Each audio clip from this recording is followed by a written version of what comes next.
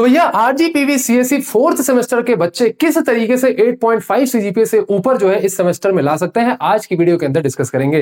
तो दो चीजों पे बात करेंगे। सबसे पहले भैया क्या क्या सब्जेक्ट्स हमें पढ़ने पड़ते हैं, किस सब्जेक्ट को कितना वेटेज देना है, कौन सा सब्जेक्ट टफ है, कौन सा सब्जेक्ट ईजी है, कौन सा सब्जेक्ट को कहां से पढ़ना है, सब कुछ हम बात कर रहे होंगे। दूसरी चीज बात कर रहे होंगे कि भैया 8.5 सीजीपीए से ऊपर अगर जाना है तो किन किन बातों का ध्यान रखना है। ठीक है, चलिए सबसे पहले बात करते हैं भैया क्या क्या सब्जेक्ट्स जो है इस सेमेस्टर में आपको पढ़ने पड़ते हैं।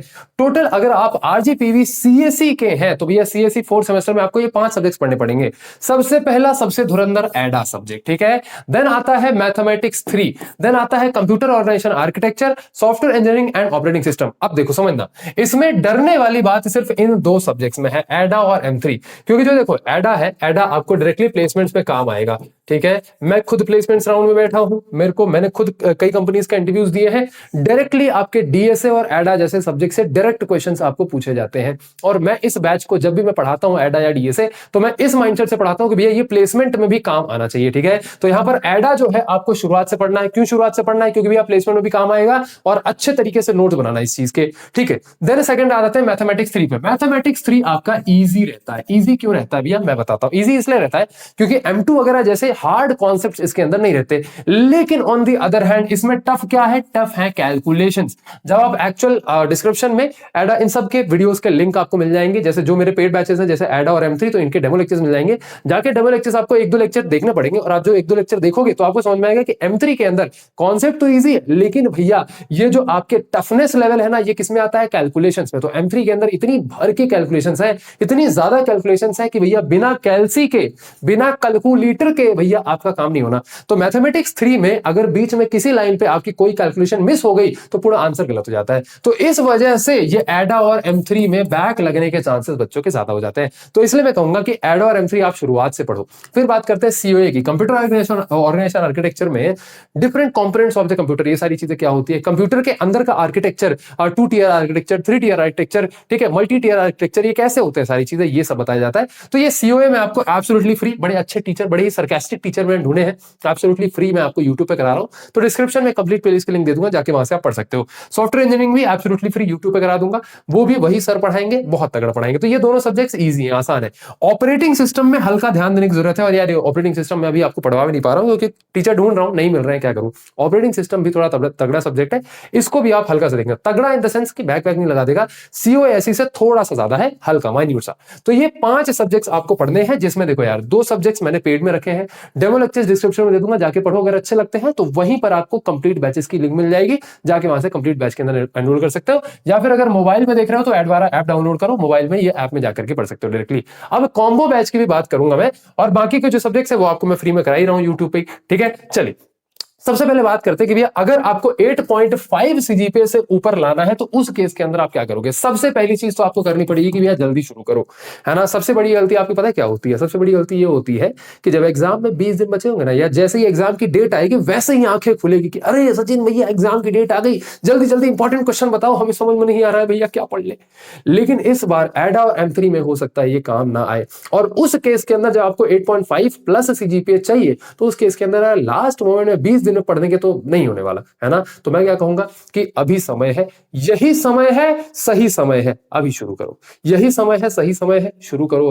अभी से पढ़ना शुरू करो। COA की क्लासेस शुरू होने वाली है, ऐसी की क्लासेस शुरू होने वाली है।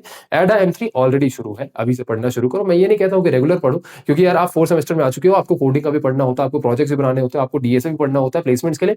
तो मैं सारी चीजें पढ़ो, लेकिन 1 घंटा, दिन का 1 घंटा, या हफ्ते में क्यूमुलेटिव 6 घंटे के आसपास जो है, या तो रोज 1-1 घंटे दो, या फिर आप सैटरडे संडे बैठ के 3-3 घंटे 2-2 घंटे पढ़ लो, वो भी चलेगा, है ना। लेकिन अभी से पढ़ना शुरू करो। तो M3 एडा को आप जो है अभी से पढ़ना शुरू करो। COA और SE को जो है थोड़ा सा कम प्रायोरिटी में पढ़ सकते हो, लेकिन उसको भी पढ़ो। ठीक है, चलिए देन बात करते हैं, स्टार्ट अर्ली हो गया। देन दूसरी चीज की भी टफ सब्जेक्ट फर्स्ट अप्रोच जो है आपको फॉलो करनी है। जो टफ सब्जेक्ट है उनको पहले से पढ़ना शुरू करो, ताकि वो बर्डन लास्ट के लिए ना बचे। अब एक बार को SE हो गया, COA हो गया, लास्ट में पढ़ा जा सकता है। ऑपरेटिंग सिस्टम हो गया, हल्का लास्ट में पढ़ा जा सकता है, लेकिन एडा M3 वगैरह लास्ट में नहीं पढ़ा जा सकता। ठीक है, चलिए तो ये फर्स्ट फर्स्ट अप्रोच जो है हमें फाइंड आउट करेंगे।